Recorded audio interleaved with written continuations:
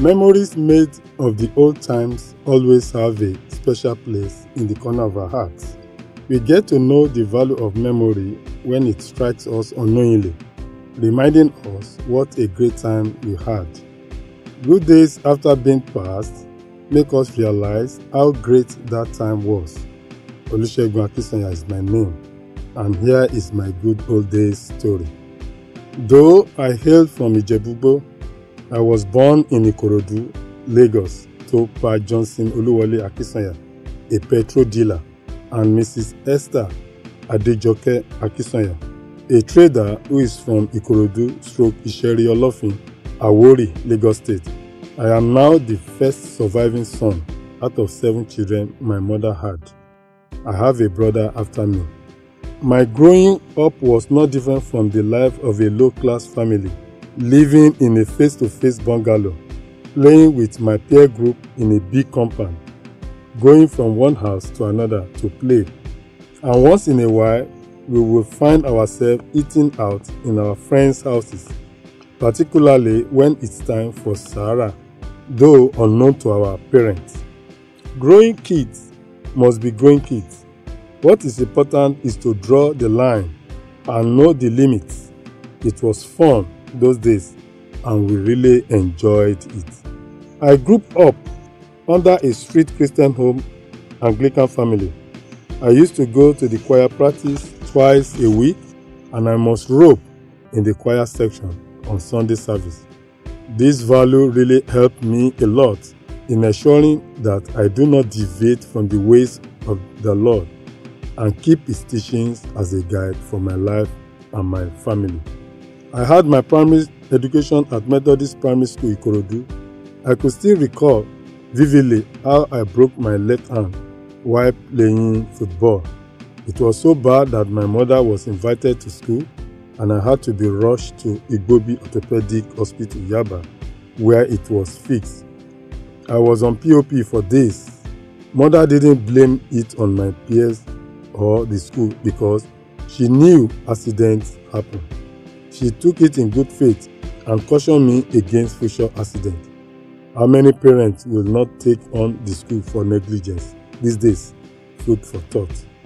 After my primary education, my dad took me to his hometown, Ijebu, to continue my education. I wrote a common entrance examination into Mulisi College, Ijebu, and I was admitted. In the secondary school, I was one of those who could call the quiet type. However, I ran out of luck towards my final year in the school. There was this afternoon I was going to the class from the hostel, and as a young guy, I flied the collar of my shirt and my knicker was folded. As I trekked a few distance, the principal, who was driving towards his apartment, saw me the way I dressed and called me up. What followed was a dirty slap from him. That time, we were about to be presented as prefects of the school. Our names had been shortlisted. We had already been screened and other due process had been concluded. The now late Reverend Jaf Adenuga of blessed memory was the principal at that time. He asked for my name and I told him. He said, "Is your name not among the new prefects?" I said, "Yes." He said, "You are hereby deposed with immediate effect." And he entered his car and zoomed off. Fortunately for me, he did not take any serious action, as he said. Thank God I made it as one of the school prefects at that time. The lesson I learned from that experience was not to follow the multitude to do evil.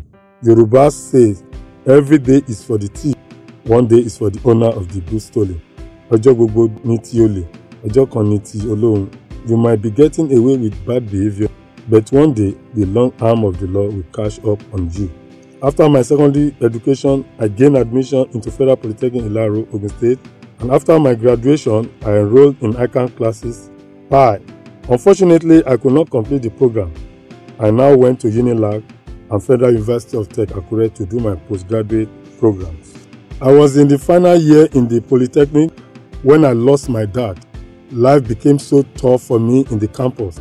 My mom tried for me from her little money she was trading with. My sister of blessed memory also did her best. I remember vividly how my mom used to sell her gold, clothes, expensive china wares and other valuable household items in order for me to go back to school. May God bless her soul. I remember then in the campus, a classmate I was crushing on. My friends will always tease her and call her Ìyàwó Segun. One day she called me and told me point blank, Segun, mi ò lè fẹ́ ẹ nítorí pé o ò lówó. Meaning, Segun, I can't marry you because you are poor. Shocking and jolting as that statement was, I saw it as a challenge to make it in life. I became more focused on my dreams and never backed down no matter the challenges. This paid off as I secured an employment with a multinational organization after school, and this really gave me exposure both locally and internationally. I saw the organization as a mini Nigeria in terms of people from different tribes, culture, and food. We were relating as one big family, and we strived towards excellence as our core value. What is my message in all of this? The Word of God says righteousness exalts a nation, but sin is a reproach. Our youth must imbibe righteousness and eschew evil. They should wait for God's time and not to cut corners in order to get to the top. God's time, we were admonished, is the best. However, while some see despair, I see hope. While some see a blurry future, I see a greater future. Nigeria will work. All we need to do is to imbibe that greatest value of honesty, hard work, contentment, and fear of God. It is possible for us to dig deep and discover what our problems are and jointly provide a lasting solution devoid of any ethnic or religious coloration. We can have a cultural rebirth and a sound ethical orientation that will give our youth a better vision of a new day and a promising tomorrow that will outshine the good old days. We certainly can up the game and change the narrative by doubling our efforts. Collectively, we can make a difference, not just for the sake of the coming generations, but our future too. Our leaders too must embrace self-sacrificial leadership and surrender personal benefit to encourage followers' empathy. They should create an enabling environment for the youth to strive in their various fields of expertise. We can look beyond what the past has told us we were and evolve a new consciousness aimed at making right what was and is wrong. I therefore align with others and join my good friend Sir Shemore Badijo in this collective drive towards a greater tomorrow. Thank you.